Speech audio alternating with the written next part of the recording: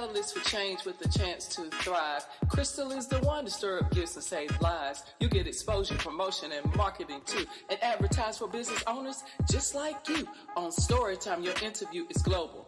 Virtual or in person, just come on the show. Yo, your story matters. Crystals will open the door. 40 years of experience, ready to give you more on Storytime. Get ready for Storytime. Hey, come on.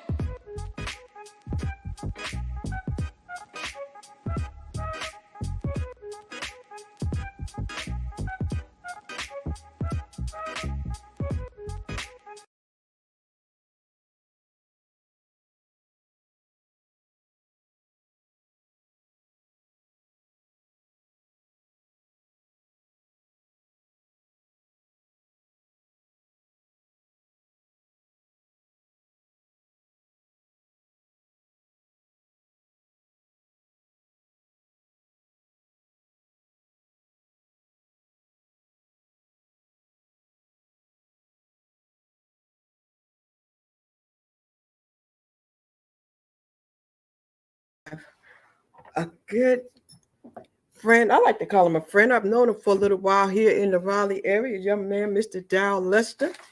You know, we have crossed paths.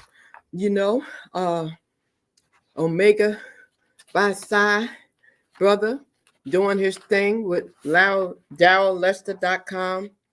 And we know that he is doing some big things in the Triangle area.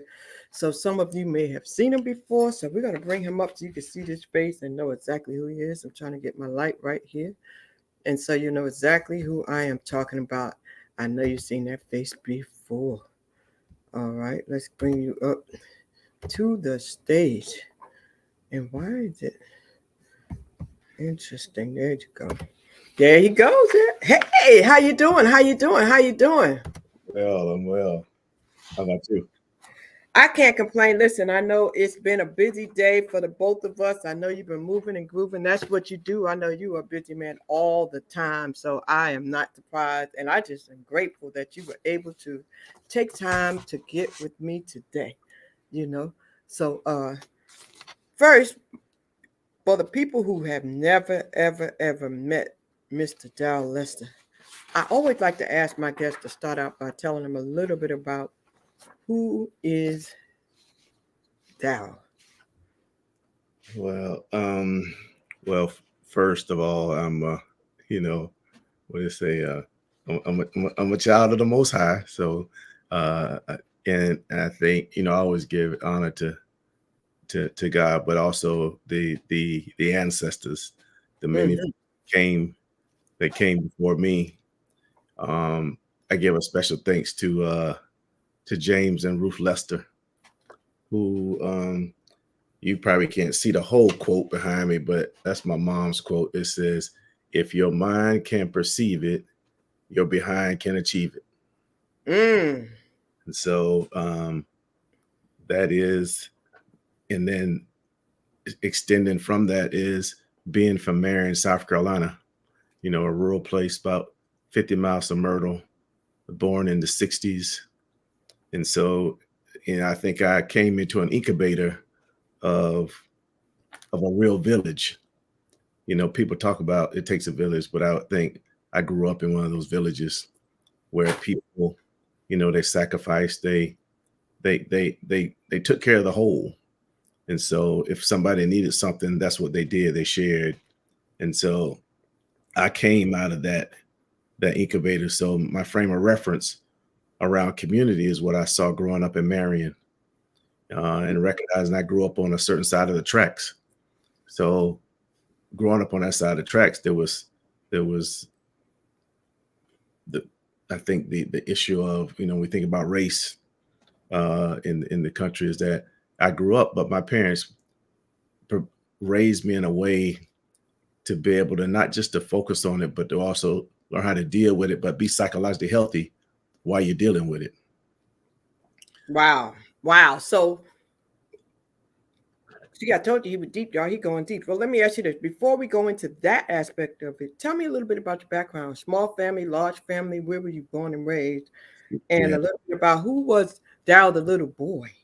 Youngest of youngest of six. Uh, rural South Carolina. My dad served the country. Korean War, Vietnam War. My mom was I would say she was a social entrepreneur. So she knew how to sew really well. So she was the tailor in Marion. My dad created a taxi business after he retired because when he came back to Marion, Jim Crow and second class citizenship was well in effect. And so he and his I always say he and his boys who also served the military, they started a taxi business. And that taxi became a symbol because it was in the heart of downtown. In little towns where race is a big factor, people sometimes meet in the downtown area. And so my dad's taxi business was on the side of the phones were on the side of an old hardware store. And so people would call. So my dad and we all be sitting on the side. So my dad and them knew everybody. And so one of the things I learned was I benefited tremendously from who my parents were and how they showed up. So there were people that opened doors and gave me a benefit of the doubt because of who they were. And so you when you were a child, what was it that you dreamed about doing when you grew up? Everybody has something that they think about what they want to do when they're a child. What was it that was on your mind? Well, what I did is I love sports, and growing up, we always said the other thing is we had animals, and so we had dogs, and so I actually really wanted to be a vet growing up, but it wasn't really nurtured, and the reason I liked the vet because we didn't take our dog to the vet. The brother who worked at the vet came to the house. He wasn't the vet, but he came to Black folk house, and so.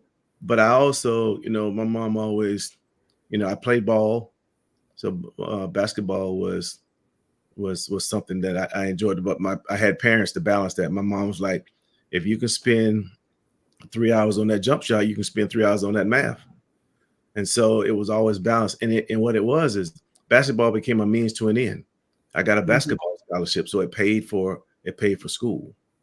And I was always clear that's what it was. Because I wasn't thinking about next level past college.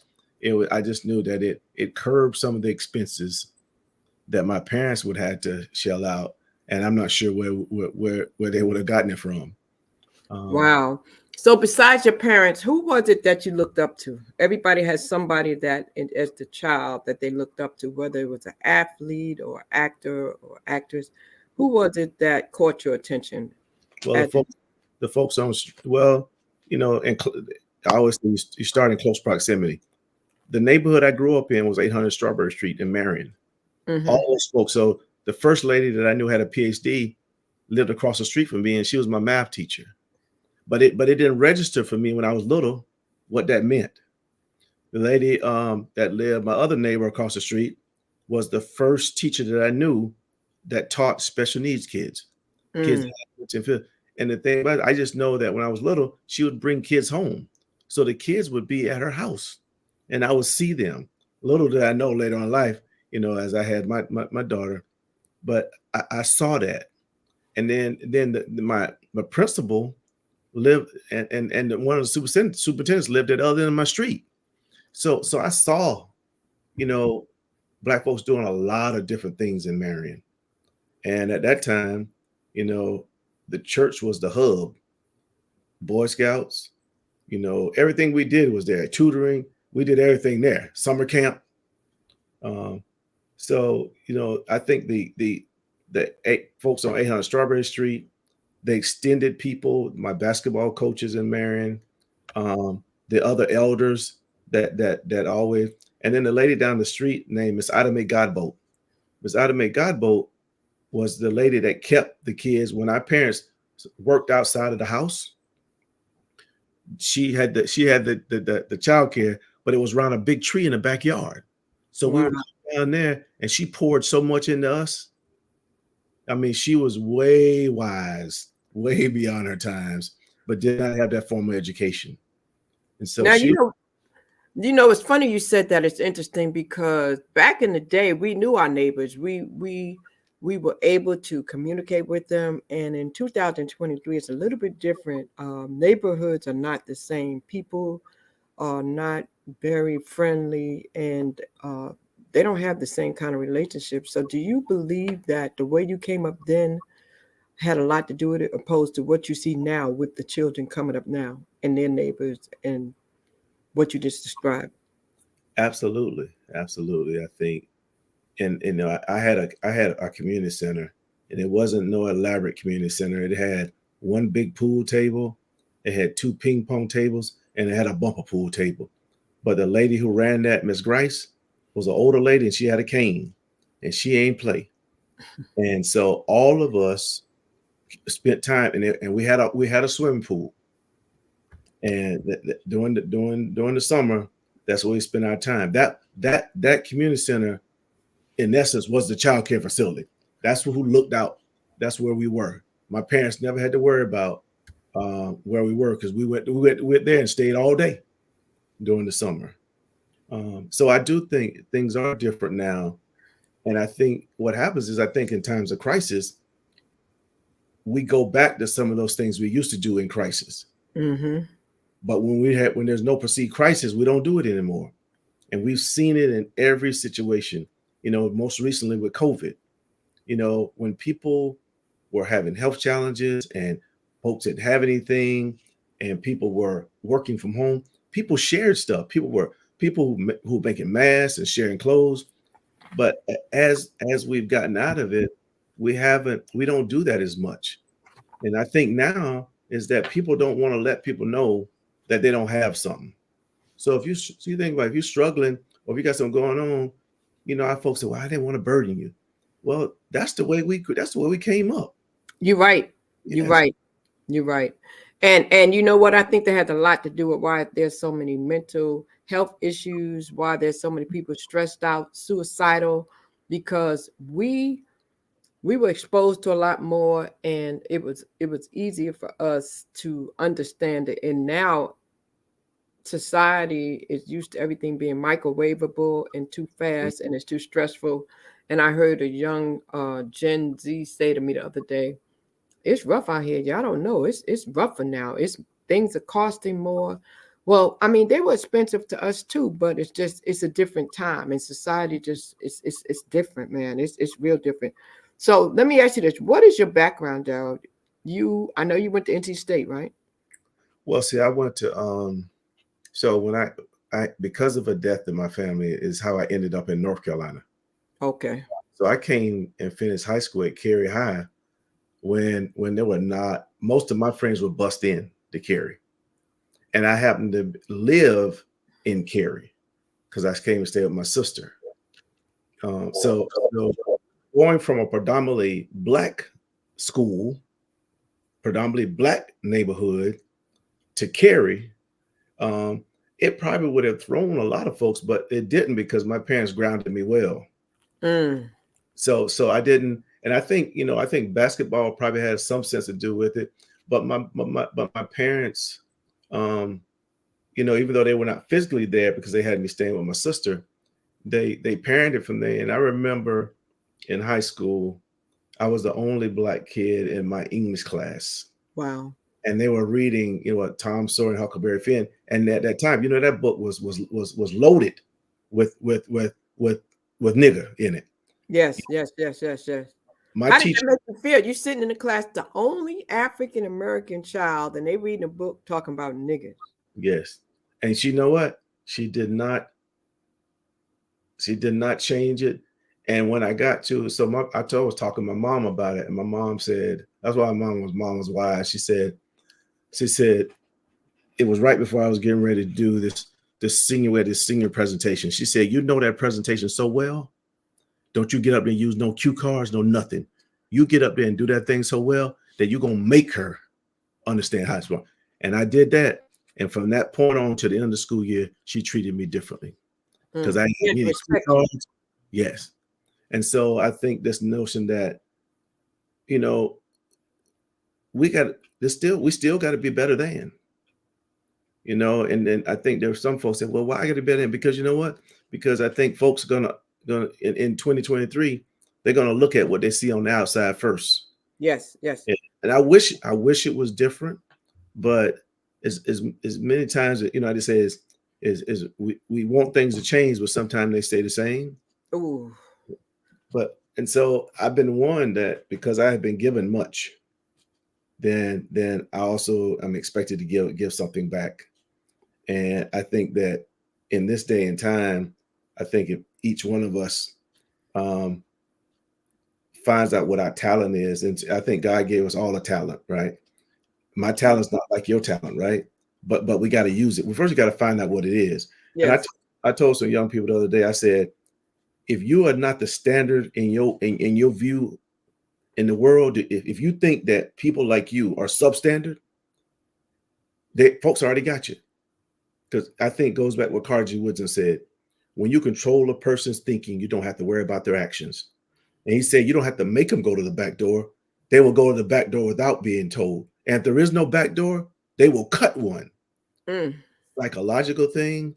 And that I think we feel that we sit our best and brightest next to other kids and get them close to every kids that we think are by osmosis, they're going to come out knowing who they are. No. And this writing is on the wall. The pushback on critical race theory is that folks realize if Black and brown folks really get a good understanding of the contributions they made to this world, our kids and folks will show up in a way that's something else. And so people are when we start to take books out of classrooms and say teachers can't teach that way, there must be something about the knowledge, must be something about the information. Well, now let me ask you this. You are very passionate about this, and I know that your parents instilled this in you. A lot of people don't have that at home. A lot of people don't get that. So when they're put in that predicament like you were, being the only child in the class, they don't have the confidence, they don't have the ability to stay in that situation with a strong mentality and not get caught up in the moment. I mean, they react to things happening around them, to the niggas, hearing the words. And so I think that's real important. And not just for you, but for the parents today to know we have to do better. We have to do better in preparing our children. We have to do better in preparing our young adults, because there are a lot of young adults who missed it. There are a lot of young adults who were, I call them the lost generation. And they didn't get a lot of that because they were children raising children. So when you talk about that, that's really deep. We have a hurt generation out here that is killing each other, that is doing so much because they don't have the confidence, they didn't get the nurturing, they miss so much. And I know the type of work that you do. So before I get into that, I want you to tell the people a little bit about what do you do? What is your profession? Because I know you deal with philanthropy, you deal with a lot of things, but it's important that people understand what you specialize in, because what you specialize in is really, really good, and it's really helpful out here in society. And I say this, at the end of the day, I think that I try to be a concerned citizen, right? I try to, show up relevant if I can. I'm gonna speak up when I can. Move over a little bit because you're off the camera over there. Okay, there you go. Yeah, I'm gonna speak up when I can. But I think, when I look at the work that I was in, I think I ended up doing this work because of, one, where I grew up, the elders in Marion, South Carolina, the custodians of my house, my dad, my parents. I think that, I have to look at, I spent some time in Ghana, in West Africa, studying and understanding the impact of the transatlantic slave trade. I got a chance to go to Joburg, South Africa, Cape Town, South Africa. So and there were two gentlemen at NC State, Crystal, and I think that when some people sow into you, they sow into you so much that you can't really pay it back, but you can pay it forward. And these brothers at NC State, there were a lot of people that would say, if it wasn't for Dr. Clark and Dr. Witherspoon, the Witherspoon Student Center on NC State's campus is named after Dr. Witherspoon. Dr. Witherspoon was the first Black PhD in botany from NC State, but he grew up in rural low country South Carolina. And so those brothers realized that if you come to any institution and you are considered what I'd call minority in that institution, then there's some coping strategies that we must use. And he says the three coping strategies that are dysfunctional. He said it's withdrawal, there's acculturation, and then there's separation. He said the one functional coping strategy is affirmation. He said, go into an environment and you affirm who you are. But here's the thing. You can't affirm what you don't know. And they made sure that Black folk students coming into that university at that time went through an orientation called the symposium. And the symposium was about everything that looked like them. So they would understand that the smart kid coming here may not be the white kid you think is the smartest. It might be the little Black girl sitting right next to you. And so those brothers pushed. And I remember him saying to me, he says, so Darryl, what are you going to do with your degree as it relates to the condition of your people? Wow. Nobody had ever asked me that before. Wow. So I started thinking about it.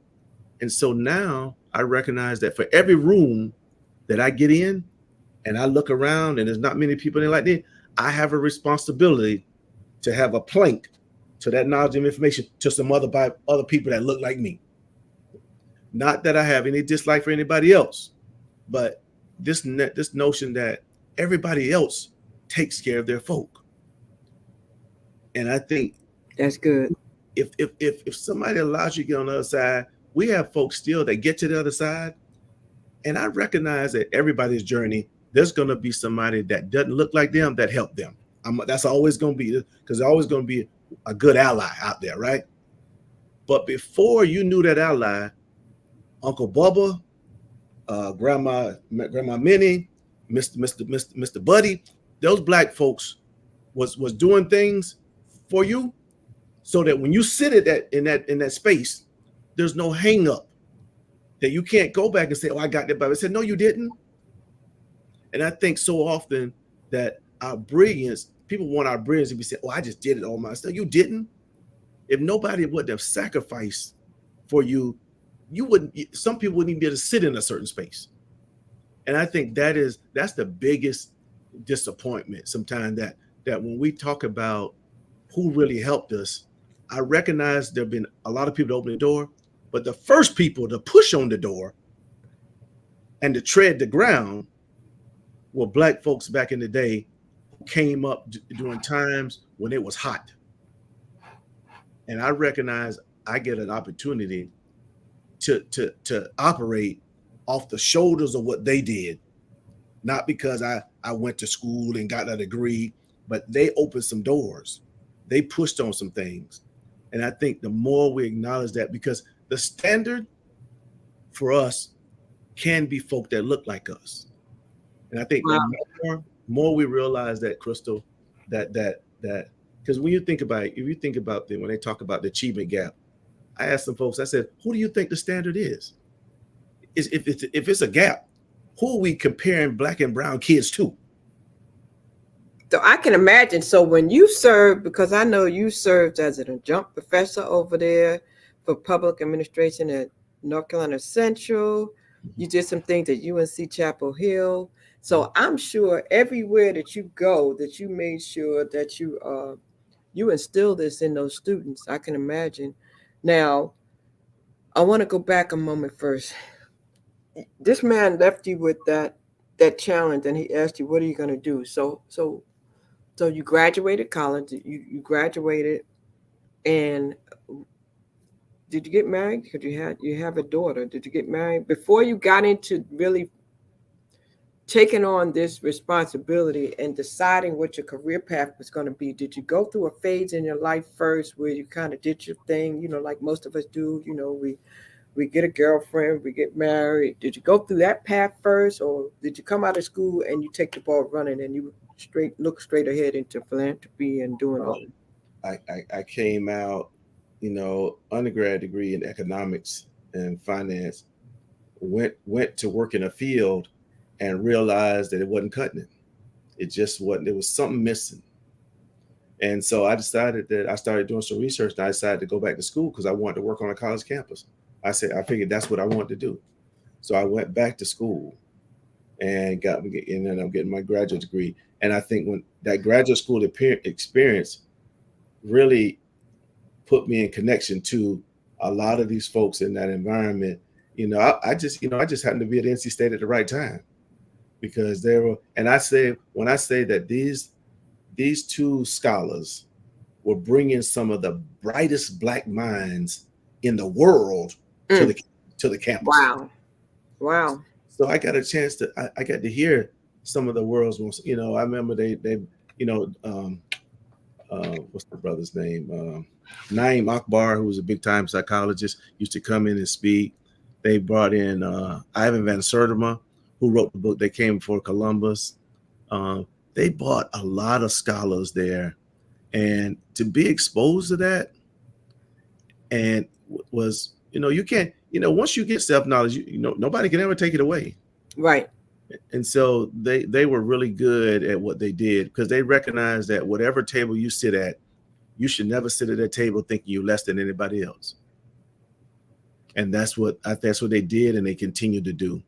And I think if you look at the condition right now of our young folks, we had Saturday academies back then. Yes. We had a program. Yes. Parents were on a waiting list. Mm-hmm. So if you look at the times we live in now, where's the Saturday academy? It ain't. Well, that's because everybody's too busy. Everybody's too busy working 2 jobs. They're trying to get their hustle on. They're trying to do something. They're trying to conform and keep up with the trends and everything that's going on. We can't get caught up in the trends because we'll miss the foundation. So you started focus on communities and building and strengthening the communities. I know you started Hindsight Consulting Inc. And I know that you do a lot. You went through the schools, and I know that when you weren't doing the work, you was riding that bike somewhere. I know you're a bike rider too. So it came after, riding came after a life transition, so I got back on the bike. So the motorcycle was also a form of what I call wind therapy. So it was allowing me to, because there's nothing like, I had somebody asked me the other day, what makes you smile? I said, to be on a Harley and the sun is coming up and I'm riding, Wow. And so I think, that was just part of it. I think the other thing with the work was I was able to get in spaces that folks would consider, space for white folks.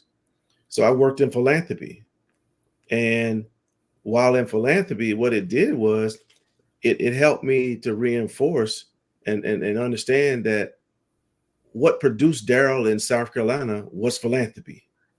It was people's time, it was people's know-how, and it was people's resources. So working in an institution that gave away money, I didn't get, sometimes we can step in those spaces and we step in there with a sense of arrogance, as if it's mine. That's my money. And I think we get a little, people can be, if you hold the purse strings, sometimes people can be really arrogant. Yes. How they talk to other people because they're trying to ask for it, right? So when I was there, I recognized that I had a response. Dr. Clark said, whatever field of work you go in, you better know the Black contribution to that field. Wow. So, and that's good right there, because there's a lot of entrepreneurs out here. So you have a lot of knowledge when it comes to philanthropy, when it comes to fundraising, and a lot of business owners out here right now. It's the end of the year. People are going to start wanting to find people that can help support what they do next year.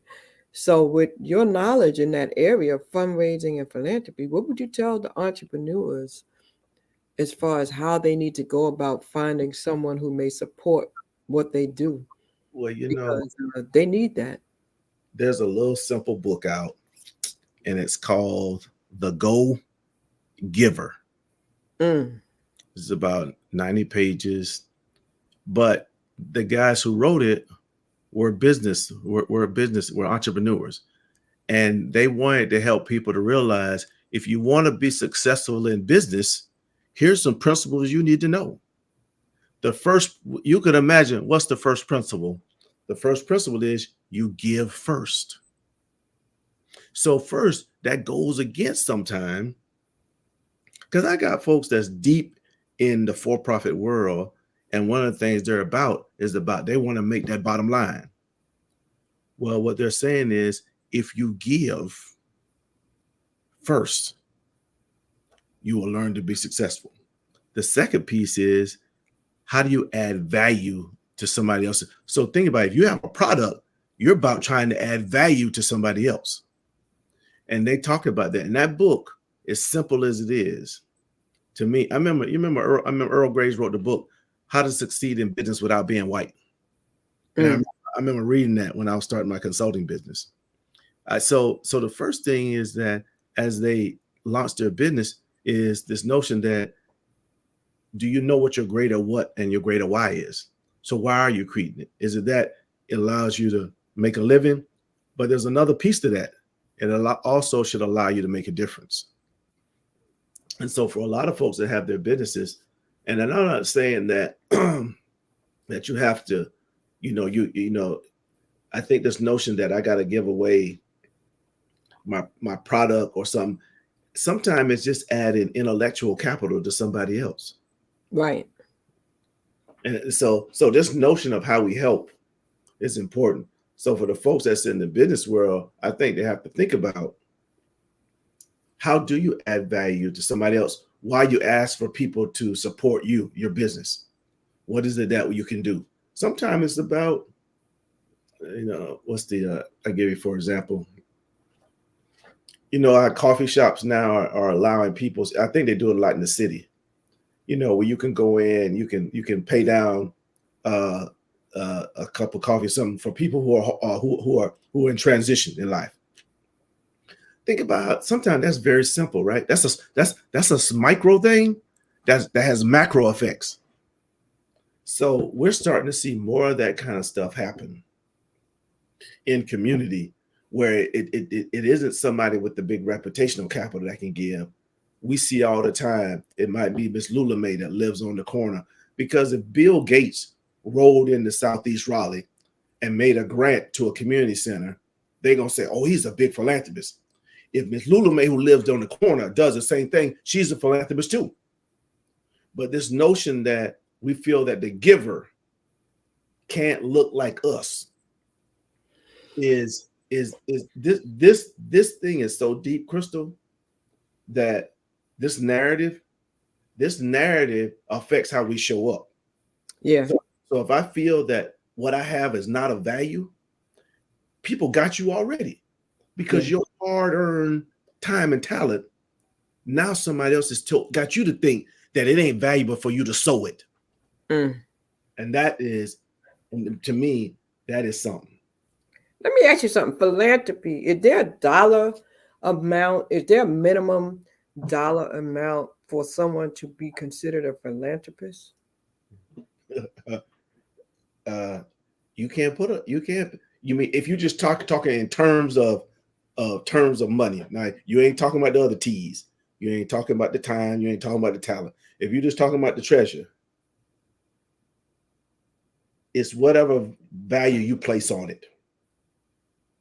So if you now, the world of fundraising and philanthropy will say, oh, X amount is considered a major gift. Well, that's in their eyes. But you and I know nonprofit organizations who ain't got much, and so if we sow $1 a month, that's more sometimes that they get, right?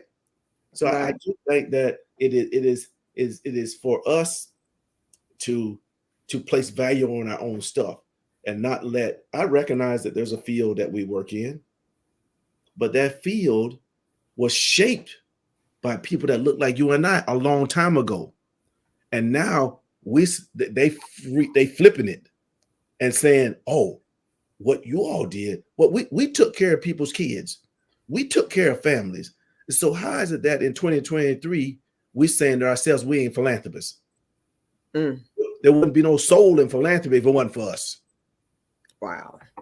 And to me, that is if folks convince us that we don't have anything of value, they got us. I don't have to. Yeah, so they think the value is just placed on the money, period. It Yes. has nothing to do with your gifts and your talent and what you bring to the table. It's all about the money. Yes. And that's what stripped the man from his mental, because he go in a room and he don't feel like he's something. I looked at something the other day. It was a pastor. He had it on today on Facebook. I can't remember his name, but he said, when you get it out of your head that you got to have on the Louis Vuitton or the $2,000 suit, and that's what makes you, he said, you can walk in there with a $20 suit on. He said, it's not the clothes that make you. He said, you can go in there. And see, that's where people get caught up. They get caught up in thinking about the material things and about what society said about how somebody looked, the cars and all that stuff. It has nothing to do with that. It has nothing to do with that. And a lot of people are missing it, and they don't even know how to tap into what they have, to, or either they don't know how to go and get help to cultivate that gift so that they can do what you're speaking about, and there's a lot of people sitting on their gifts, man. They sitting on them. Yes. And the thing about it is, why can't I shine your gifts up and mine at the same time? Why can't I lift up my brother or my sister? It's almost like if I give you a compliment and lift you up or support you, that's diminishing something I got. That's where they think. That's only, but you know what? It's only our race that thinks like that. Yes. I believe that. I mean, other cultures don't do that. They support one another. They push one another. Our race, African Americans, are the only race, I believe, or we do it the most. I'm going to say we do it the most.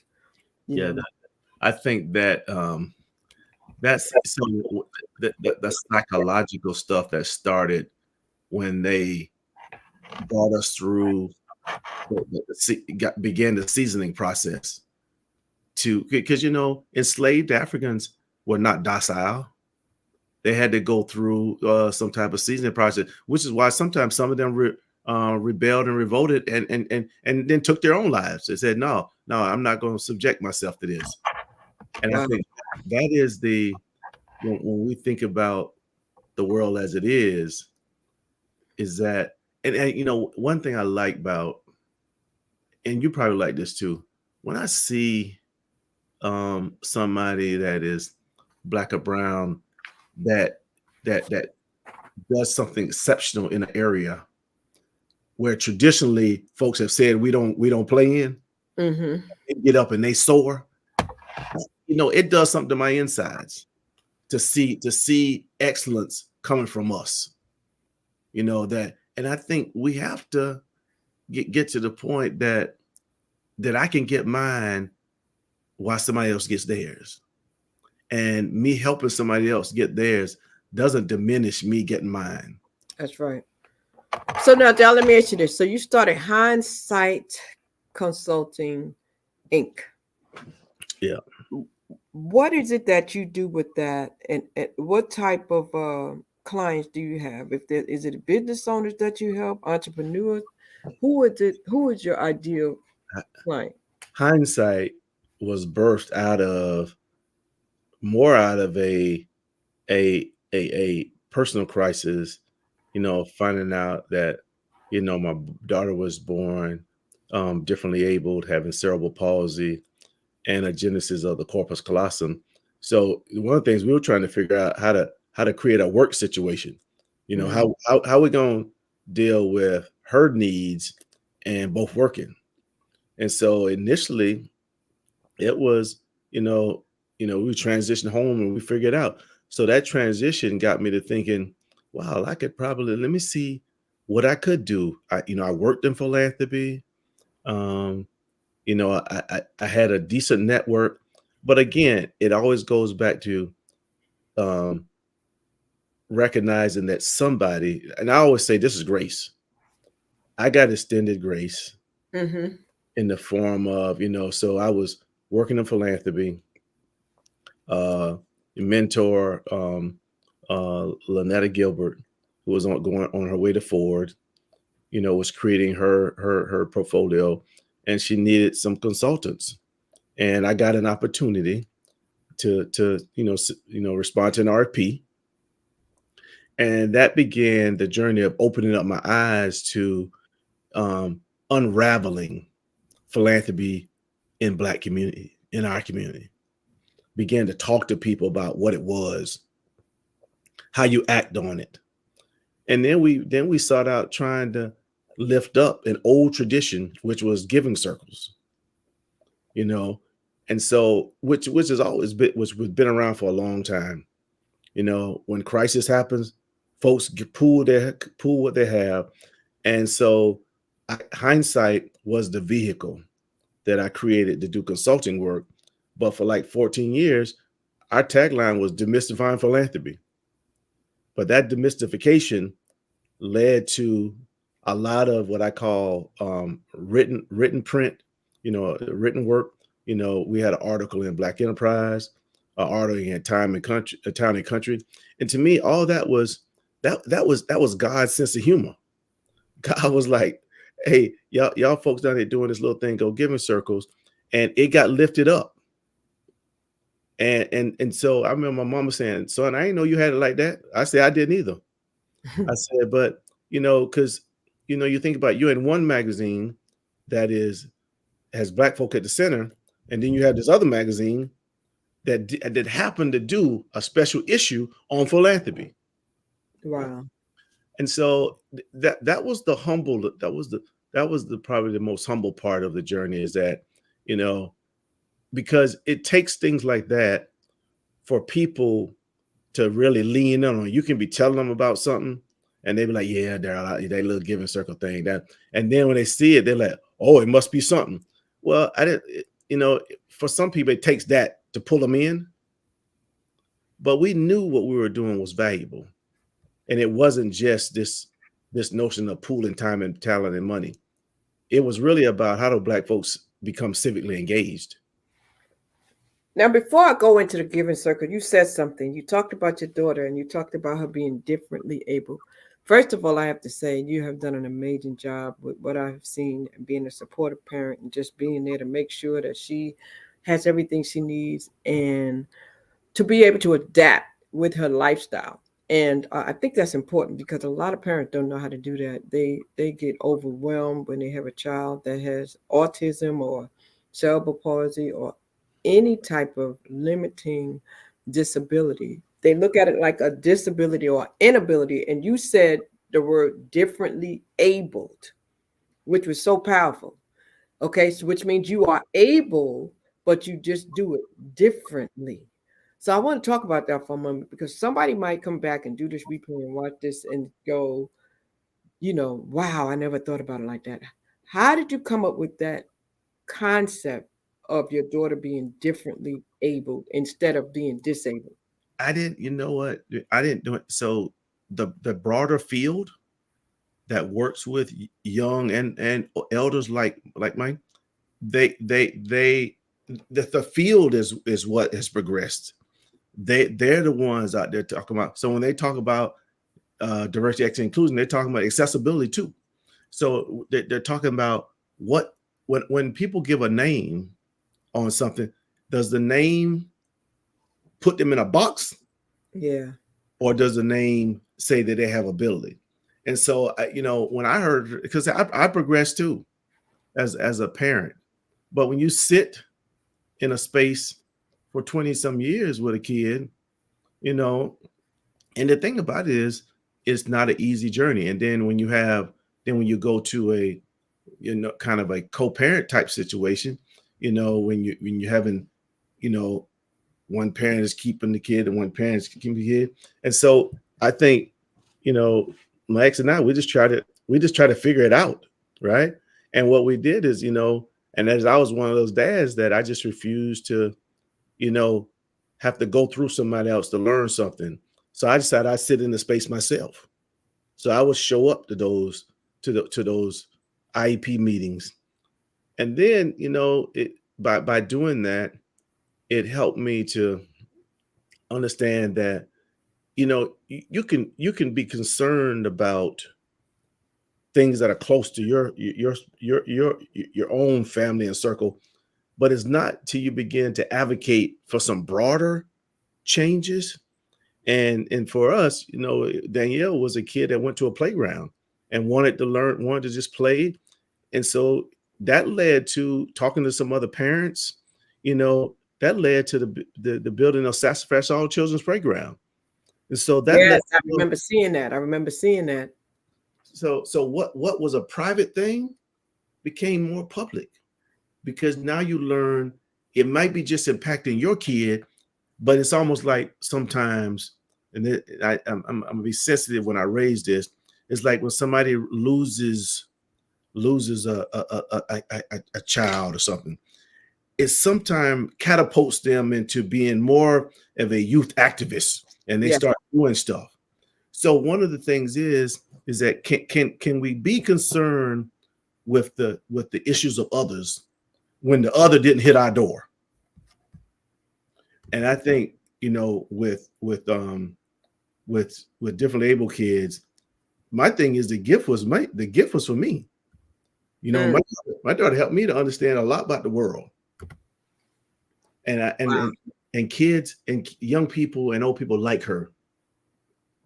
If folks would, because, you know, when you don't fit into a box, the world doesn't know what to do with you. So if your behavior is different, or if you make sounds that are uncomfortable, or you just don't fit in the box, people don't, instead of them giving you room to be you, they don't do that. And I think sometimes children and young people like my daughter, sometimes they're now on a journey just to find their own sense of belonging. Where can they go? And so the one thing I love is that when my daughter is with her little singing group, or she's with her little dance troupe, just say, I love the fact that that's her peer group. And I think that all kids want a peer group. Yes. And she looks like she has adapted to her lifestyle, and in her mind, she has accepted it, and she goes to soar, whatever she does. When I saw you with her out there competing at the Special Olympics and everything, I said, wow, it's important that we as parents, we learn how to instill that in them. We learn how to help them to understand they can still be great. Regardless of what their situation is, they can still be great in that situation. It is definitely something that we need to instill in our children. And that's something I always saw you do. I always saw you pushing her to be her best at whatever it was she was attempting to do, and not to settle for this and let it be an excuse, you know. And so that's commendable.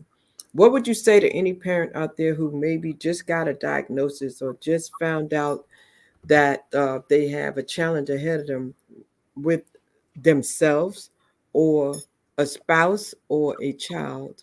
What would you say to them if they're just starting that journey?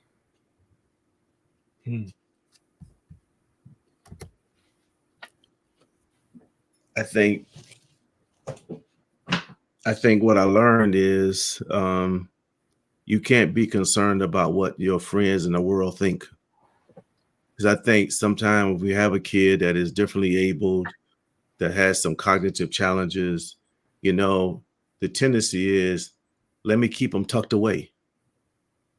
Let's not take them to certain places, because they may have, what I always say, they might have quirky behavior that the parent comes to laugh at, but not the world. Right. And I think that is, I think if they folks say, and I think so often you're not always by yourself.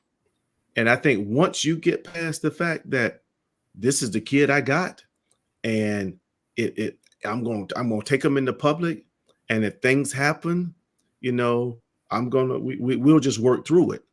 But I think the keep them tucked away and not acknowledge the fact, I could imagine, I had a little girl. I could imagine what it's like for men who they have a son and their son is differently abled, or cognitively challenged.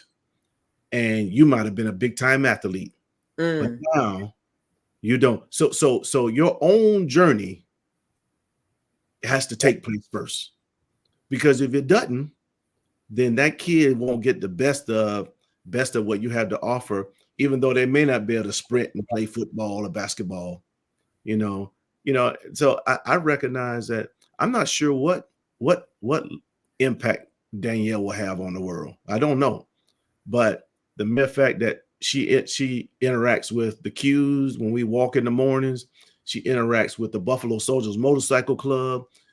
There are lots of friends that take her places, and my thing is, I think that's the best thing for her, is that the more she can go to places and get the stuff, and daddy and mom got to be there. That's the thing, is that so because the thing is, if I shelter her and I'm no longer here, I've done her a disservice. Wow. And that limits her. That's good what you just said, because now she has an extended family. Now she has others that she trusts. Now she has others that if they reach out to her, she won't hesitate. So you created that for her by opening her up to them. So I hope the parents will hear that. That's important. That's very important. And I wanted to bring that up because there are a lot of people who go through stuff like that. Peer groups, other parents. Did you ever socialize and go to support groups and talk to other parents in the beginning to really kind of hear how they cope with it and what they do and learn what worked and what didn't work? Well, it's the school system had early intervention is there, and I think those pieces of it, I think my ex handled well. She around what are those administrative pieces that need to be in place, right? And then when it came to the school field trips and stuff, I was that dad that I went, because sometimes it was about, because Danielle had a one-on-one while she was in school, but I didn't want, when they went places, you have to be physically able to push a kid in a wheelchair, right? So I didn't want them to say she can't go because we didn't have nobody to push her, So I think there is a lot that is available, but there's also some challenges that come with it. Is that parents like that they advocate, they got to, and I've seen, parents that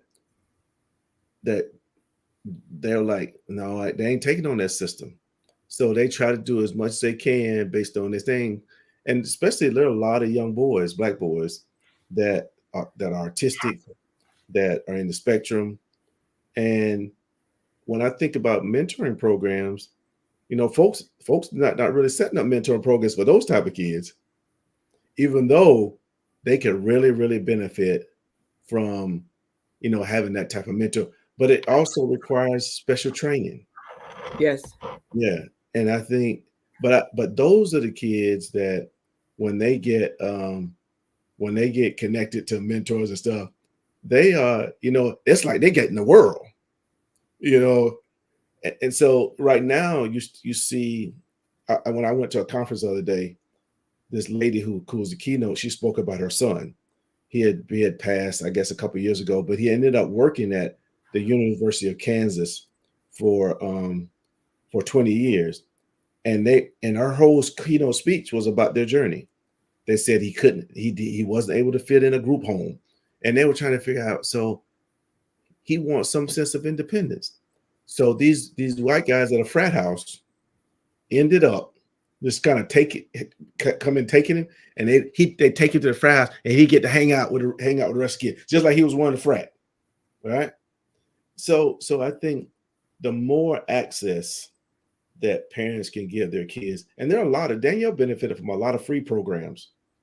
Right now, one of the largest overnight camps for kids that are differently able is right here in North Carolina. It was Really? created by NASCAR, Wow. and it's free. So definitely we need to let the people know, is that for any particular It's called people with cerebral palsy, or does it matter what it is? and what they did was your child is eligible whether they were born with Oh wow. or receive some type of brain trauma because of a car accident. And so they ended up, and it's called Victory Junction. Victory Junction. Uh-huh. So anyone that has a child that's differently able can look that up. Yes, yeah. And it's a camp. And so what they do is, I forgot what age group they start. They bring you in to experience it on a weekend first. So they'll bring in, like in this case, Danielle would come in, and there would be other kids with similar diagnosis. And you would stay, and they have these like book dormitory type facilities where the kids stay. So you get to be able to stay in facilities just like the kids will stay in. Mm-hmm. And they'd have a kid, an adults assigned to your kids. So while the kids were getting a tour of it, the parents were also getting a different tour. And it's called Victory Able? Victory Junction. Victory Junction. Victory Junction. And it was created by Richard Petty's grandson was killed. He died on the track. And so his grandson was very involved in working with kids that were differently able, kids that were cognitively challenged. And he created this camp, and NASCAR poured into the camp. And we'll drop Danielle off. We wouldn't talk to her for 4 or 5 days. And it's when I say it's wonderful, it's wonderful. And is it in Raleigh? It's near the Asheboro Zoo. Okay. Yeah. Wow. So I hear you talking about the frat a lot, and a lot of people don't know the benefits of, being associated with a fraternity or sorority. A lot of times they see them and they know it's a big hype, with the HBCUs or wherever they join. Tell us about what it is about Omega Psi Phi. They do a lot of different things. I know some people may not understand what it means to be an Omega man and what that entails. So if anybody is interested and they don't know, what talk to me about Omega.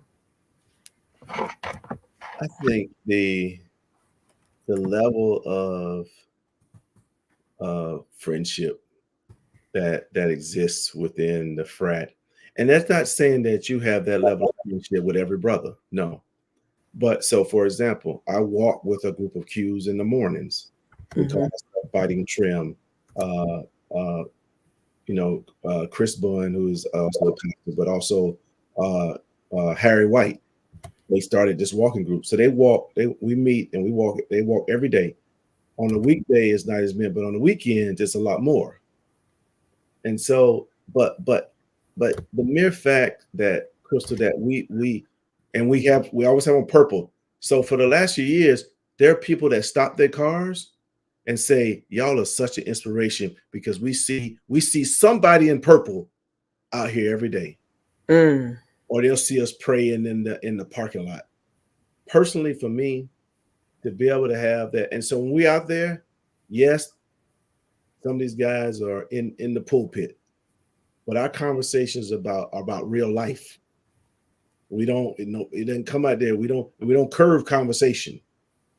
But the mere fact that we can walk and we can talk, and the mere fact that people, it brings a smile to people's face that see us walking. There are people there are other people that walk. We talk to them, and then we've come across people that say, "Hey, can y'all guys pray for us right now? Nice. I'm going through something." And so, personally, that morning piece for me does a lot for jumpstarting my day. Wow. So I think most folks see the benefit of the frat when there's a crisis. When a brother loses a loved one, or the brother has a crisis in family, that's when you see the power of the frat, because brothers are showing up. if you get injured or something. I had a brother that got injured on a bicycle. So brothers, they set up a thing to cut his grass, to do everything he needed, then it did it done. And so I think that there's a lot about the principles and the things I learned, not just going through the journey, not going through the process of pledging, but it's now that I sit in different situations in my life that I had to pull from what I learned. Back in pledging, back being an Omega man. Well, let me ask you something. Is it different pledging grad chapter than it is undergrad? Mm-hmm. A lot. I've heard some people say sometimes it's easier. I know a young man who pledged after college, and he said he got looked at differently from the brothers who pledged, So is there much difference in case somebody wants to go back and do it later on in life? They decided, I didn't do it in college, but I still want to do it. Would you encourage them to do it? I think I would encourage folks to seek, right? But people have to search themselves. Why are they seeking it? Why do I want this? And so sometimes, to be honest, people may not be seeking it for the right reason. But of course, there's going to be some difference because it takes place in a different context. You got one, you're on a college campus. You got one, you're not. So there's going to be some difference in it. And I understand that the frat had to make some changes. But, the tough part is whether you go through a process undergrad or you go through process grad, there's still work to be done. So you got to learn to be a part of a collective, right? And that's not an easy journey. You got to learn to get along with folks. You got to learn to sit in the meetings. And they're like me, there are a lot of folks that they go through phases where they're active and they're not active. And you do that not only once, but twice, because you're also a Buffalo Soldier. And that's also another group as well. So is it somebody missing something if they don't, like, I'm gonna tell you something. I didn't pledge anything. I haven't pledged. I don't belong to any sorority, any group like that. I was always solo because back in college, back then when I saw what they were doing, I was hiding people who were pledging, and I was like, no, they're not putting their hands on me. They hit me, I'm hitting them back. Because I just didn't want to pledge anything. That wasn't something. But I enjoyed the step shows. I enjoyed that part of it, but I never really understood. Coming from the city, I never really understood it, and I never did the research.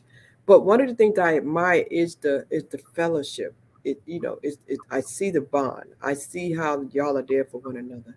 And I said, wow. I said, did I miss that opportunity? Because here I did go to HBCU, and sometimes I ask myself that, but I never really did the research to figure out which ones would be the one for me.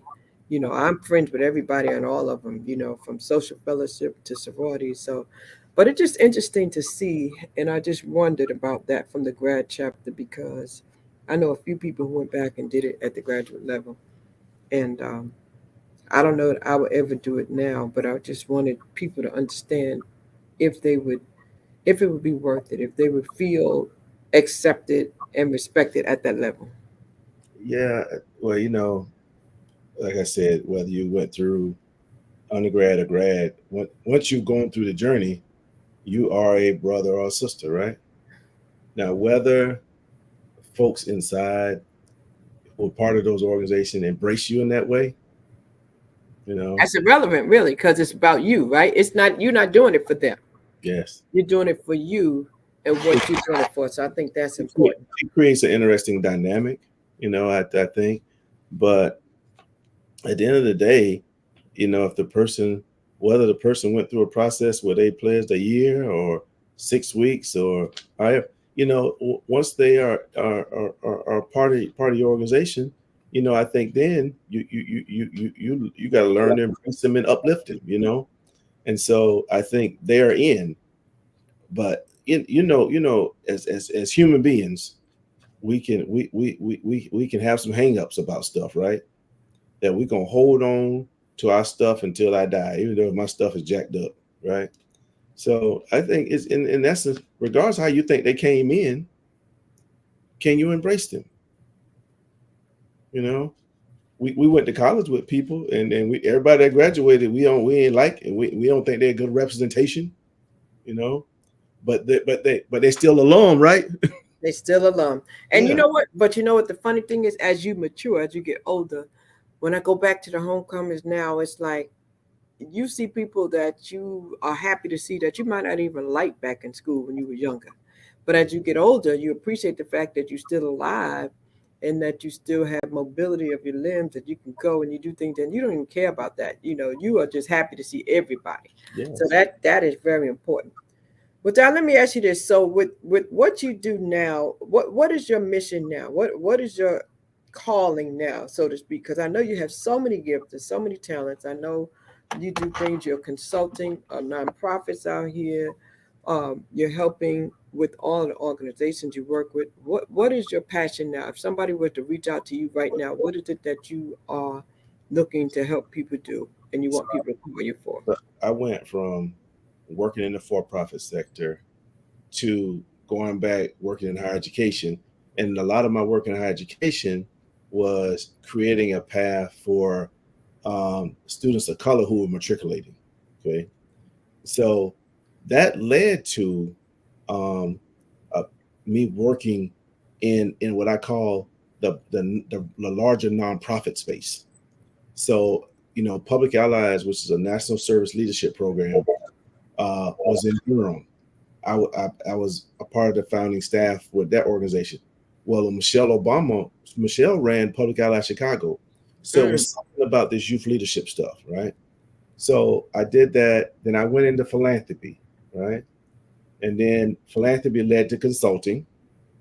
And so now I started, I actually took, I have still do my consulting, but I took a job with an organization that I love. It's called Partners for Rural Impact.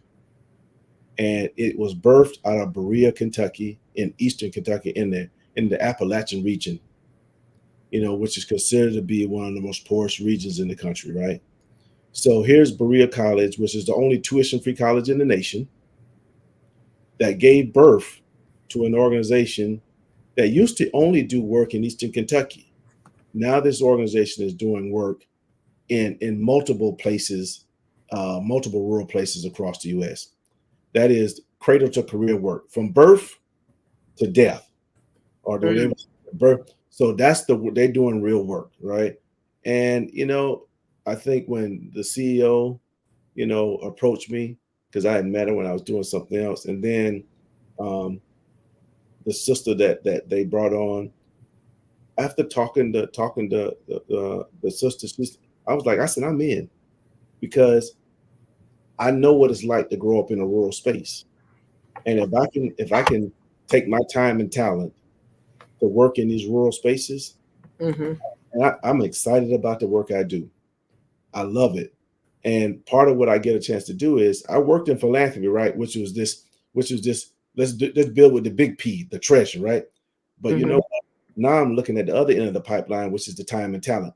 If we do not give folks opportunities to go and serve and give back, our community is going to be in trouble. And I'm going to be more specific. When the federal government created these national service programs, what they call AmeriCorps and Vista, that was an incentive for folks to go and learn, go serve in community, and they would provide you a small stipend and a service award. When you look at, a lot of folks have benefited from it, but not enough people of color have. Uh-huh. And so part of my work now is unraveling that. Yes. Is that I want but see, when you're educating the kid, you got to educate the parent. Because the parent, was like my mom. When you come out of school, son, you got to go right to a job. So anything that don't look like a full-time job, they're gonna be like, no, no. But what it's doing is building your career. So a lot of people who have done national service, Crystal, have built their careers. And that's what I want to see happen. How do we get more folks to get involved in community? Now we crossed paths again though, because I sit on a board of a nonprofit and you came in and you did a training for Yeah. us. And that was so cool. I thought that was so good. The way you came in and the majority of the organization doesn't look like us, and the way you came in and educated the group on the difference between the cultures and the training you did, that was amazing. That's something that you offer to the public too, because I think that's something that is needed so much. Well, you know what, you're probably laughing. I try not to call it DEI because I look at what I was doing a long time ago was very much DEI, and I think it has become somewhat cliche-ish, if that's the word, uh, or symbolic and not substantive.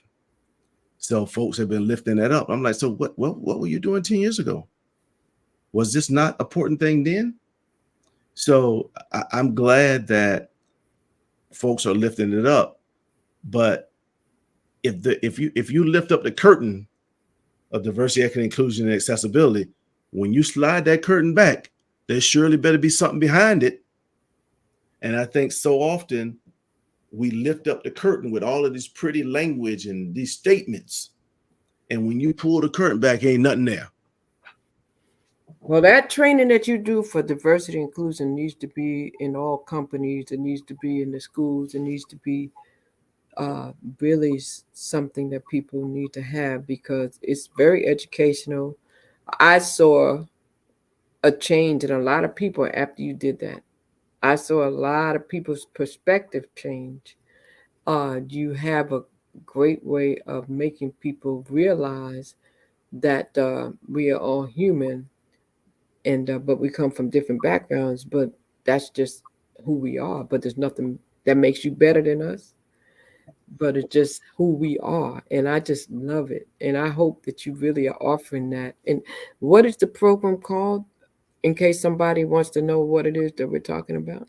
It is for a better term. It was just a diversity, equity, inclusion training, you know. But to me, it's really about cultural competency. Well, I mean, let's just call a spade though. If you are a person like myself, I find myself a lot of times working in a lot of groups with people that don't look like me. Mm-hmm. And when Darryl came in with this program, it was really just awesome. I mean, because the way that he brings the information, it makes them aware of us as a people so they can really appreciate us and understand us better and be a little less judgmental. And it's just powerful, man. I don't think you really understand how powerful that is. Did you develop that program yourself? Well, you know, when you've seen a lot of different levels of training from the what I call the one that I always look at that kind of training is you got the burner, right? You know, you turn the oven on, right? You can turn it and you can turn it up. So I've been in those ones where they turn it up, and I've been in those ones where they're singing Kumbaya. So my thing was I just take bits and pieces, but the one thing that if I can't, let me lift this up. This stuff ain't rocket science. And so if you make it too heady, people won't get it. They'll make it a check off the box thing. Because what we're really talking about is for some people, who do you talk to? Who do you even speak to? Let's get that basic. You know, when you walk into a room, who do you make eye contact with? When you're in a store, who do you talk to?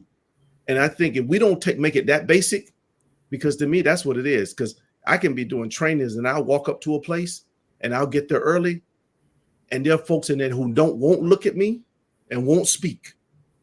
So if you are not gonna look at me, you don't speak, then you ain't ready to do anything else with me. And come to find out, you are the speaker. Yes. You the trainer for the day. What do they do? How do you deal with that when you got there an hour early and they ignored you? And then later on, when you get up in the room and the person introduces you, and do you look at their faces and like, oh, wait a minute, dang. That's the funny part of this work, because if we can have what I call natural situations are like when you're driving, you're trying to merge, right? If the car in that lane doesn't move over, your natural reaction rises up. You might point at them, you might yell at them, people stick fingers and stuff at each other. That's that natural stuff. So the more natural occurrences we can have, it's almost like take somebody who never been to St. Aug, who doesn't look like us, and say, I just want you to go on campus and spend a whole day on campus. I just want you to walk around. I want you to, at the end of the day, tell me how you felt. Where did you go? What was going on in your mind? See, me, that's real stuff there, see? Because now we can get at how you really feel. Because the thing about it is, we've had to do it, they haven't. But how do we take that and teach it to these young adults so they're not so angry, so they're not so reactive? They react to everything. How do we teach them not to react? How do we teach them to take it and make it work in their favor? I think it starts with, we'd probably be surprised of how many young people that are ever talked to in a level 1 or 2 or 3 voice level. Like they when somebody's engaging them, they're reprimanding them, they're telling them about stuff. So nobody said, "Why are you doing, bro? What's going on with you?" And so just as simple as that sounds, Crystal, when I'm in grocery stores and stuff sometime and especially when I see young brothers, I speak. Regardless of what they look like. Yes, I speak to folks. And I think, I was in the airport traveling a few months ago, and it was late, and the airport was crowded, and I sat down this thing, and when I sat down, this little young brother, he waved at me. So I waved at him. And what was interesting was I watched his mom's body language say something to him. But it wasn't like, because, here's what I felt. I felt like, oh, why are you speaking to that strange man? Right. And I really wanted to go over and say, ma'am, I didn't mean your son no harm, but he was a young brother that spoke to me. And that's like, if your reflection speaks to you, you speak back. That's right. And I think in that case, he did. So and the whole time, and it could have been because I had a Buffalo Soldier thing on, I had a fret hat on.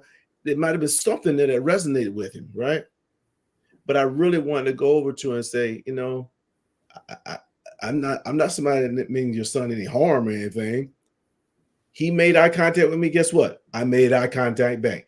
He waved his hand up. I waved my hand back. And I think we need more of that. We need more of that. We need more love in the world today. We need more attention, more eye contact, more smiles, more affection. It is what's missing.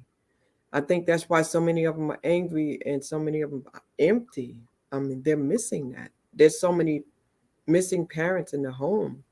They need that. Maybe he doesn't have a male figure, and so he was happy to see another man. You know what I'm saying? They need that testosterone. So it's crazy, man. It's crazy. Yeah. Man, I'm telling you, man. I don't know. Are you gonna do anything? Do you do anything for young adults? I probably would love to. I don't know. I don't know if it's more like for the young, because I know like my youngest daughter, sometimes when I look at how angry they get in the way they view things in society today, and I just think it's so important for them to let it go, to let it go a little bit, because they're going to be, they got the guards up, and they got to understand how others see us, but they can't let it stop them. You know what I mean? They can't let it stop them, and they have to understand you still got to go do what you got to do, but you got to learn not to be so reactive. I hate, sometimes my youngest, sometimes she reacts a lot, and I'll be trying to tell her, don't let it get to you, and it gets to us that you can't, because that's society. What's the advice that you would give a parent who has a child like that? Well, that's one of those things, sometimes you say the older you get, the less you know. I am, because, I was a young dad, so I have a son. And so young dad. I was glad my dad said, well, here's what you're gonna do. And his advice has really contributed to the relationship I have with my son. But I learned a lot too from how he might look at things differently than me. And I have to learn to say, just because he does differently than me don't mean his way is wrong. So that is, I think that one thing advice is, do we give our young people some space to explore? Now, as a parent, our responsibility is we got to expose them to some stuff, right? We got to take them to some places. You know, my grandson he's a baller, right? I played ball, but I also recognize that I want to be just as excited about basketball as I'm excited about him participating in some program or he doing something else. Because if we don't show the enthusiasm for all things, we'll start to make them think that that's the only thing that's important. So I think for our parents is I think you have to be, regardless of what your resources are, you have to be an advocate for your kid in your own way. The way I advocate may not be the same way some other parent advocates because their leisure time might be different. Matter of fact, they may not have no leisure time, right? So they are trying to figure it out. I do think that this random act of kindness thing can do a lot, right? And I think I think the opportunity to be kind to people. Yes. And I think some of our kids are getting taught, nobody shows them a benefit of the doubt. Nobody extends grace to them, right? Because they may not be dressed like we want them to be dressed. They may not look the way we want them to look. But you know what? So what? You ain't the architect. You ain't guarding the gates. And so I think giving some of our young folks a benefit of the doubt, because the one thing is we got a generation coming up. They calling some stuff out because you can't say are they who you can't say they values that we value this, and they look at you like, well, I saw you do this the other day. You can't be hypocritical with them. No, you can't. And that I think around this, I'm seeing some interesting stuff around the racial dynamics. Yeah, they're very outspoken. Mm-hmm. Very outspoken. They're not like, they're nothing like we were. So but they also have a lot of anger and animosity because they're seeing a lot of their friends get killed. They're seeing a lot of things that we didn't see. They're seeing a lot more that we didn't see. They're seeing a lot of injustice. Yes. They're seeing a lot of prejudice. Yes. They're seeing a lot of stuff that we didn't see at a younger age. That's right. And they're angry. Yes. They're angry and they don't know how to channel that, Yes. And so I think it's important that there's some workshops and some things out here that the parents need to really start to expose them to so that, they can go out here and be great and do what they need to do, because it can be discouraging for them. Discouraging for them because, they think it's hopeless to a certain degree, I think the one thing that we could bring, I was just talking to some brothers about this other day. So that Karen Hunter and the Professor Howard, they created the largest African-American platform in the nation. It's called the K Narrative. Okay. You can go up there and learn about anything Black across the world. And they've created some, they're talking and interviewing some of the brightest Black minds we got. And so I thought about this. I said, even if we did something once a month, and we could do it virtual, right? It's almost like a Saturday Academy concept. Parents can come in, anybody can come in, and it's almost like we're creating this. It was like we're revisiting the village concept, and that we're talking about one, that at the center of what we talk about is Black. And that what are the things that can begin to help us? But I think giving us more knowledge of self, even churches, the one institutions that we still own, is that when we get Black History, it's still in February. So Mm-hmm. institutions who are Black only do it in a month. What are we saying? The kids person said this ain't important. There you go. We need to have it 12 months a year. It needs Yes. to go on all year long. It needs to be reinforced. It needs to be empowering. It needs to be informational. It needs to be accessible. It needs to be desired. If they see us want it, they'll want it more. But Yes. they repeat what they see. You know what I mean? So if we're doing it once a year for MLK and Black History Month, then what did that tell them? You Yes. know? Yes. So we have to lead by example. So I Yes. think what you're proposing is good. I hope that y'all look into that because we need more stuff like that. And I think that some things what's his name? Brother out here all the time, Dr. Oh my gosh. Is it I'm trying to think of his name. He be on Instagram and he's radical. You know who I'm talking about. Umar. Yeah, he keep them going all the time. He always talking about it. But we need more people like that. We need more people that's always bringing out things. And sometimes I think people probably think he's controversial because he seems like, but he just calling it like it is. He just telling it like it is. And Think about it. There are a lot of people that don't care for Farrakhan. But the thing right, about it is that he's another one. Yes, and some of them don't like him, not because you might have a different faith. You sometimes, if you're honest, you dislike him because he a brilliant brother, and you yes, can't stand up to white people like that. that's right. Them get, I just call it like I see it. That you mad at him, but the thing about it is, instead of be mad at him, just be thankful that we got somebody that can speak in that space, that can articulate, that can yes, speak, that yes, is intellectual. And yes. that's what we have to give to our young adults, man. We have to give them that. We have to give them their power back. We have to do more. You know what I like to see happen more that has gone away, believe it or not, and this might sound corny, spelling bees. Mm-hmm. Things like that to make them want to know how to spell, to make them want to know, the meaning of words and to do things. You got to start somewhere with something to make it fun, but give them some kind of way to get involved again. Mm-hmm. I think it would be kind of interesting to do that. Well, I think there's just, I think, the two concepts that folk have to be. I think when people know who they are and whose they are, Mm. then it makes the journey a little easier, right? But I think there are a lot of folks out there. If you ask them,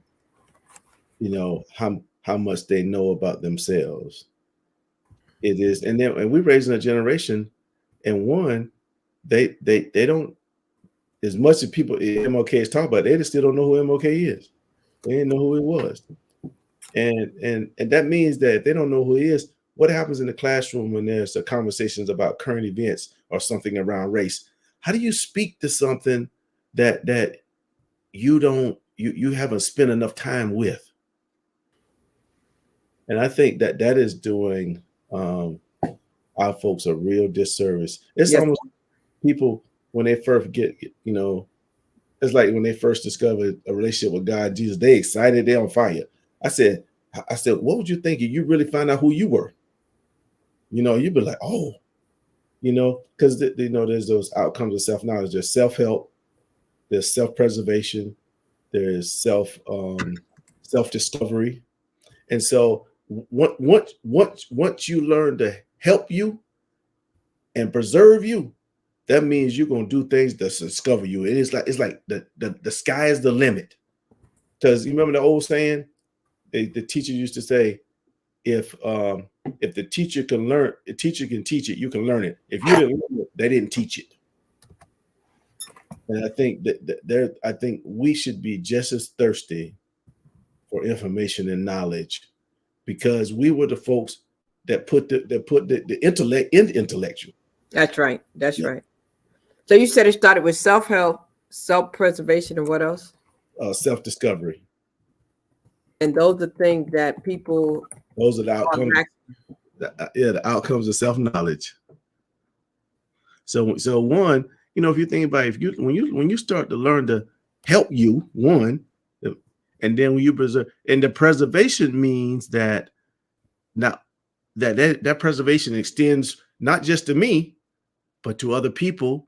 One, first, that look like me, but it also extends to I saw this. I was listening to this video on a plane the other day, and they were talking about. So Cornel West was talking about the power of Black love.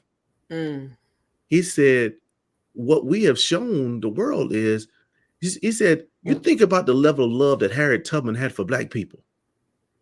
To risk your life to take you to freedom, that's a level of Black love right there, right?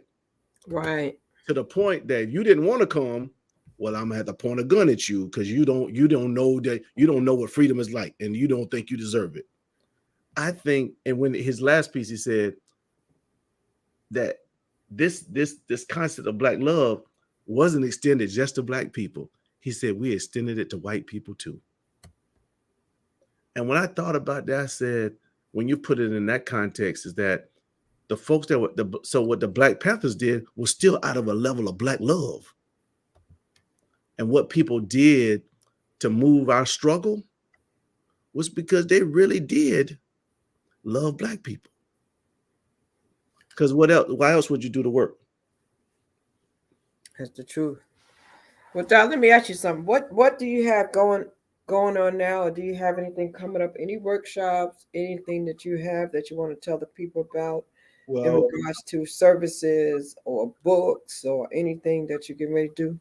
This national service thing is for anybody that is got a kid that's in college, a kid that's thinking about college. People have used this national service stuff to help find resources for college, to pay down debt for college, but it gives them a chance to go back and give back. The good thing about national service, the way it's structured, is that you don't just go to a place one time during a certain season and you don't go back no more. It's like you work at this nonprofit organization for a year. And I think there's a lot of added benefit from just going and serving somebody that's hungry versus going and working in an organization for homeless people, right? That's a difference. Yes. And I think national service gives folks opportunity. So that's one of the things that I'm pushing. So we'll be having. So what is that, an organization? Yeah, Partners for Rural Impact. Yeah, and the website is partnersrural.org.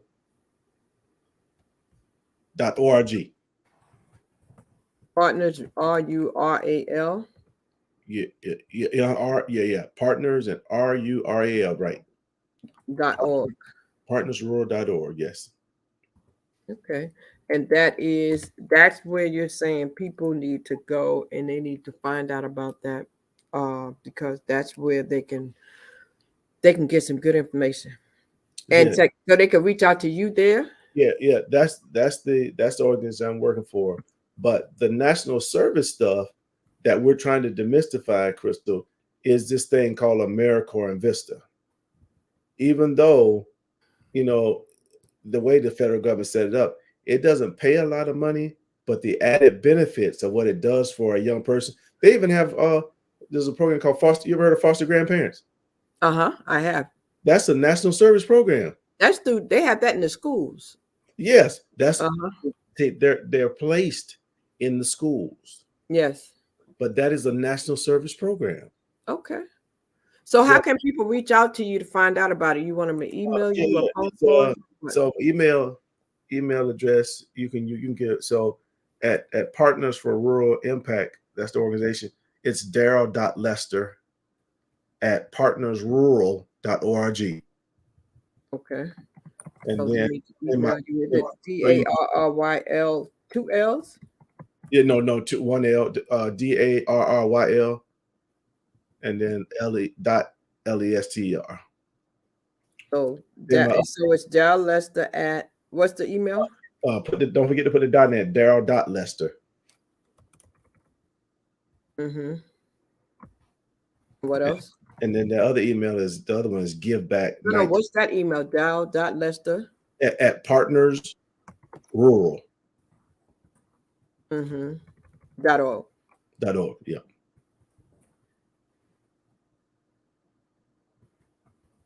Okay. And so the best way to reach out to you is for there to find out more about this. Or they can or I can give folks the cell number. So they're finding out more about this program and this program is for who? It's actually for anybody. A lot of because there's no age thing on national service. So it's for anyone looking to do what?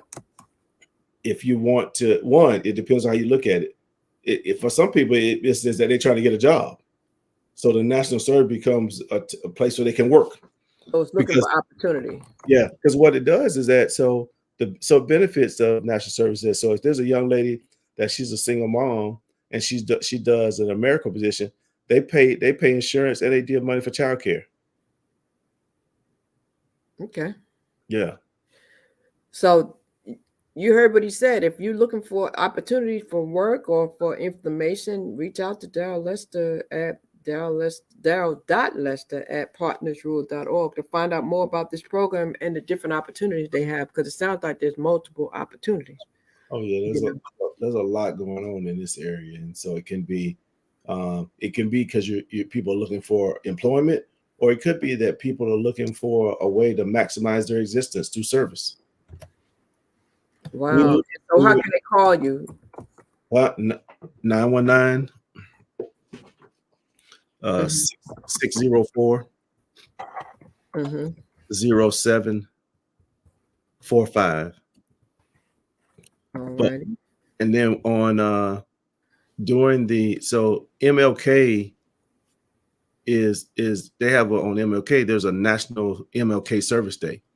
So we are launching an initiative through Partners for Rural Impact called the National HBCU National Service Initiative. And our anchor institution is going to be Elizabeth City State, but we're sending out what we call opportunities to participate to the other ones in this other HBCUs in the state. So what I want to do, I'll let you know, because it's gonna be a live launch. Okay. And we'll be down at Elizabeth City State, but we're gonna push it out live. And we folks because one of the things is, the assets that come out, and I always tell people say, "Well, did you go to HBCU?" I said, "No, my first job out of grad school was at Shaw." Oh Lord, you were doing okay till you said the bear. Yeah, that's why. And my job was that, and I learned a lot. But then when I think about, we've always had assets that come through our schools, right? It took Black Lives Matter and all that for them to get moved to the center of attention, right? Yeah. And so all I'm trying to do is, while we have all of our young people with all that talent that are matriculating, how do we get some of that time and talent to invest in community, right? Not even that you want to take a job there, but you can just go and do a year of service and do that work. I think that can help you. And so I think if we demystify this thing well, Crystal, there'll be a lot more Black and brown kids, and then also kids that live in rural communities that will get an opportunity to go serve. And when you say serve, you don't mean like get in the military or anything like that. You mean just serve in any capacity, whether it's in a position as a CEO of a company, or just do whatever it is that they desire. Is that what you mean? Because when you say serve, I just want somebody who may have come in later on that comes back and does this replay to understand what we mean by that. That's a good question. I think to let me demystify it. So everybody can't go serve in the military, can they? No. But everybody can go serve in the community. That's right. So what national service does is give people an opportunity. So how do I connect a young person with ideas and passion to a community problem? And I think that is what we're trying to do. So to break it down even more, we all grew up doing service. We had to learn to give back. You know, you're in a community, you go do some service, but it was organic, right? That's It's right. not something you called it, you just did it. Mm-hmm. I think that's what so how many people know that there's opportunity to go do service and then earn a stipend and then earn some extra money that can go toward college and that or any other type of training? A lot of people never knew that the program existed. So we would be doing something just to let people know that that a program exists. And then the second thing is, how do I get them to lean in and not lean out? Because I think when people are talking about it and people are recruiting, there's something about the way it's being recruited that does not resonate with us.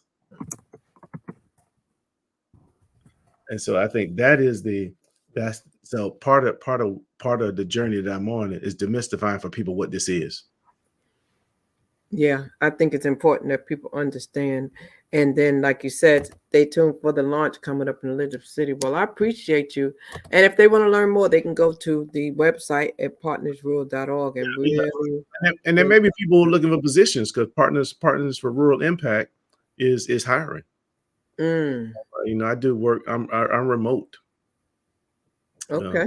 Yeah. Oh, and what kind of work is it? What kind of qualifications do they need to do that? Some of it is, some of it takes some time, a college degree, and some of it isn't. You know, I think the passion for young people and rural spaces.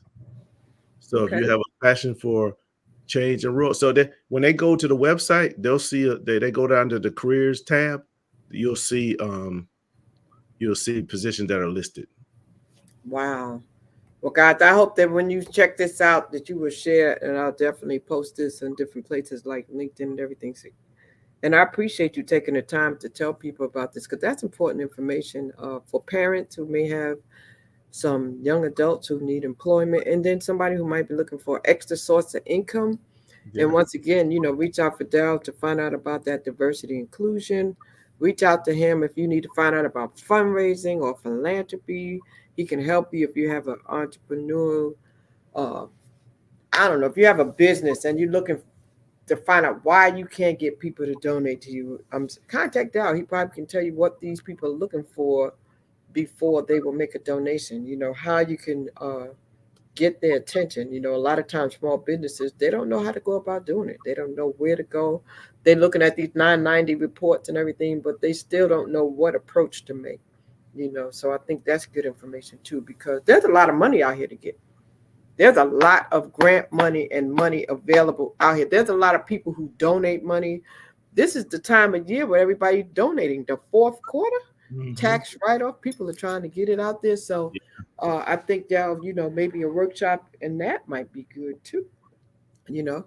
But I just want to ask you, is there anything that I didn't ask you that you want to let the people know about in closing, because I don't want to keep you too much longer. It's Sunday afternoon. I know you just came in. Anything I didn't ask you that you want the people to know that you do or stand for, or just anything that you want the people to know? Well, I think that everybody, you know, gets, if you're awakened each morning, has an opportunity to engage in some type of kindness, some affirmation of somebody else. So we all, and that has nothing to do with whether you wake up and you might have cardboard under you, or I wake up or I got a Tempur-Pedic. Wow. The ability to offer kindness, offer a smile, to offer a hug, to offer a head thing or a fist bump, it has nothing to do with. And so I think so often we have to, when we see people that we feel are going through things in life, reserve the judgment around how you think they got there. Because I do think that if people learn, because really, if it's only by the grace of God that you ain't that person. Mm-hmm.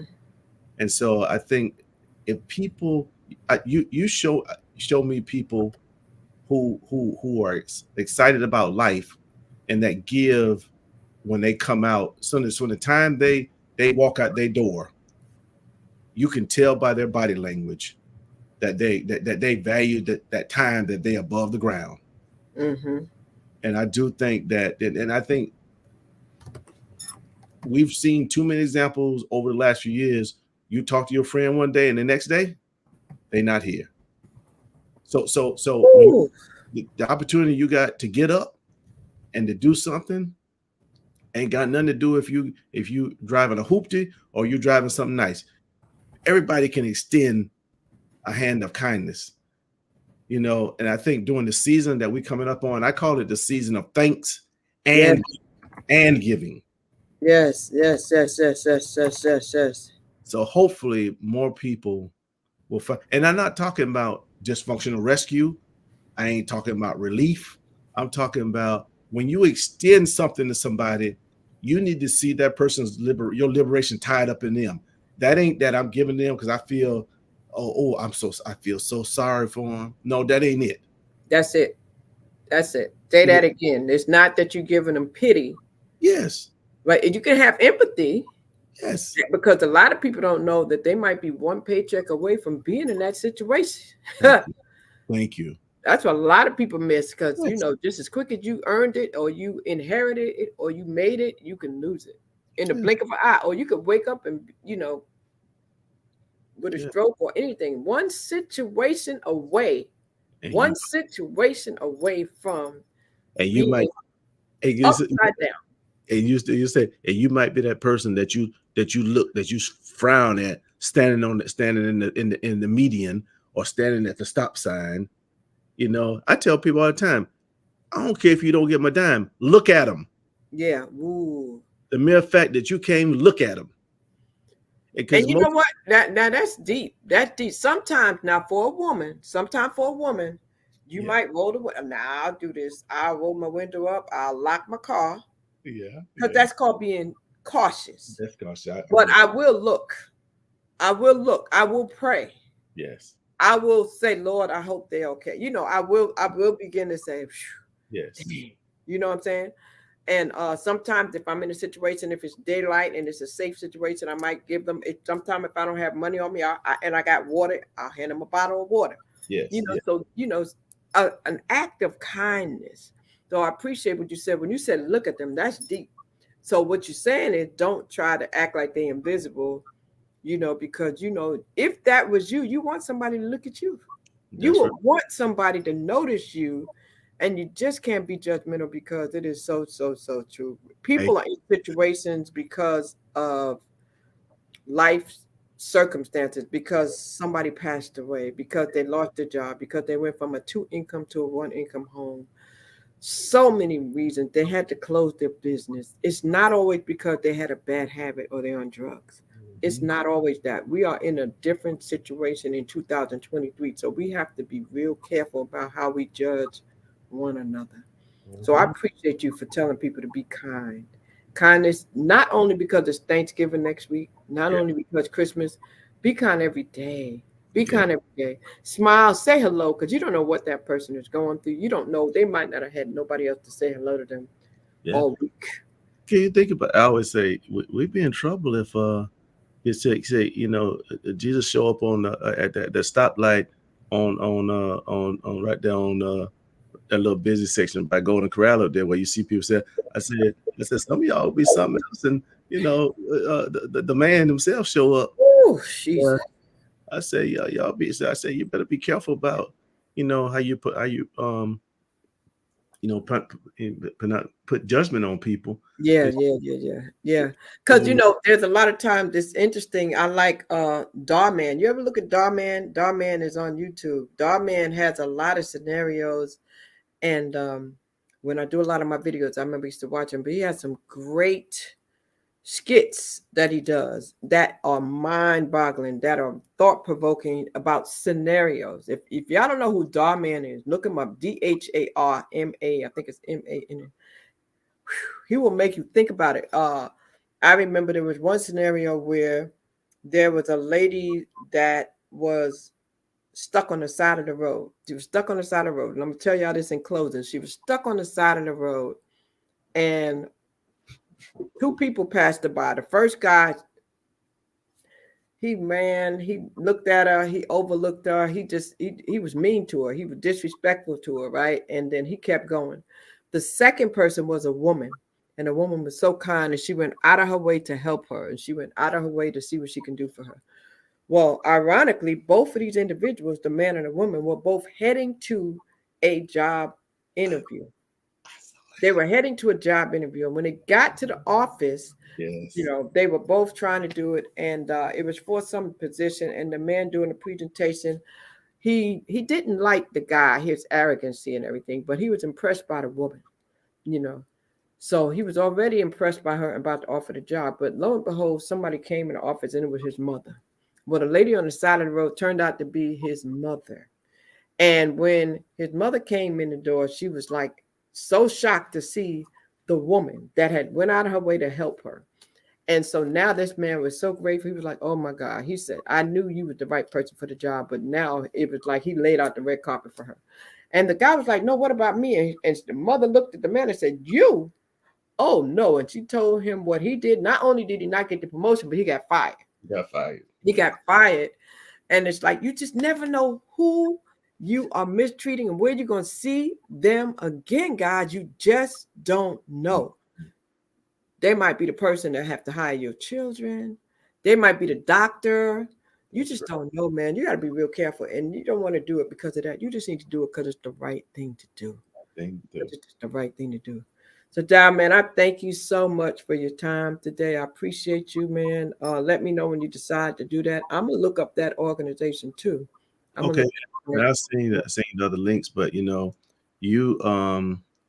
keep on keeping on, because I think if everybody used their talents in a way to add value to the world in which we live in, it'll be a better place. So there's nothing that said you had to take your talent and create this podcast to do that.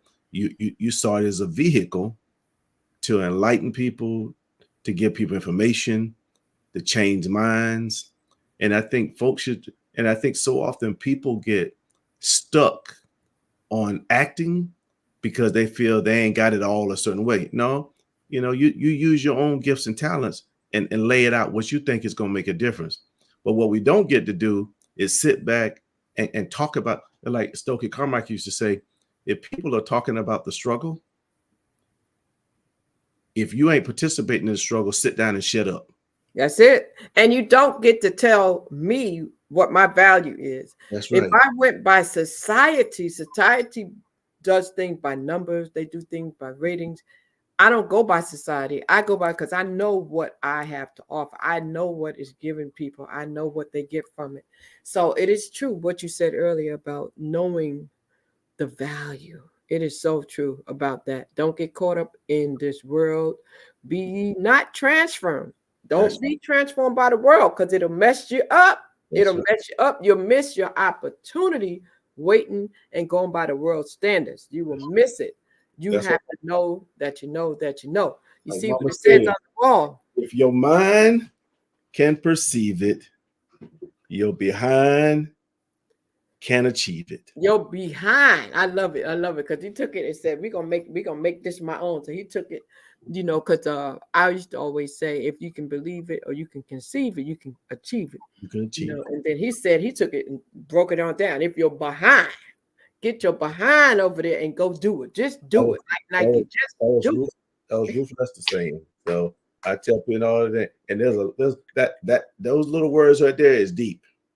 That's it. Because if you see yourself in it, and if we look at the world now, they trying to stifle Black and brown kids trying to seeing themselves. That's it. That's sitting in places. There you go. Listen, ladies and gentlemen, thank you so much, Darryl. Have a blessed one. I appreciate you. I'm gonna get ready because we're gonna spread some kindness tomorrow for some people. We're feeding some families tomorrow with Capital City Hope and some Hope partners out here. Maybe I need to get together with the Buffalo Soldiers and Omega. I haven't done it with Omega yet. I told Kennard I got to do something with Omega. Well, let me know. But tomorrow I got the New Gams working with me. They are helping me out, and a couple of other people, Short and Sons and Uptown Dogs and a couple other people. So I'm grateful. Collaboration, man, that's what it's about. Sometimes you don't have to do it by yourself. Get with others and make it happen. Make a difference out here, y'all. Make a difference. But we're going to get out of here because I got stuff to do. Yeah, man, we got stuff to do. Y'all, thank you, Darryl. I'm going to close this thing on out. I appreciate you. God bless you. Blessings to your daughter. Enjoy your holiday. Will too. You what you're doing. And I look forward to you, okay? And I'm going to go and I'm going to close this thing on out. Ladies and gentlemen, you're listening to Story time. So I need for you to understand that it is almost Thanksgiving. So I just want to say, be thankful, be kind, and just go be great. You heard what Darryl Lester told you. I'm going to put this out here, share it with somebody. Have an amazing day. My name is Crystal Bodie Smith. I am your Hope Catalyst. My mission is to stir up the gift, instill hope, and save lives. And I just want to say, keep hope alive. Have an amazing day. Thank you for watching. Make sure you like, share, and comment. Lori, good to see you. I got to call you, girl. Thank y'all. Share, like, share. Spread a little kindness and share. It's free. See you later. Bye-bye.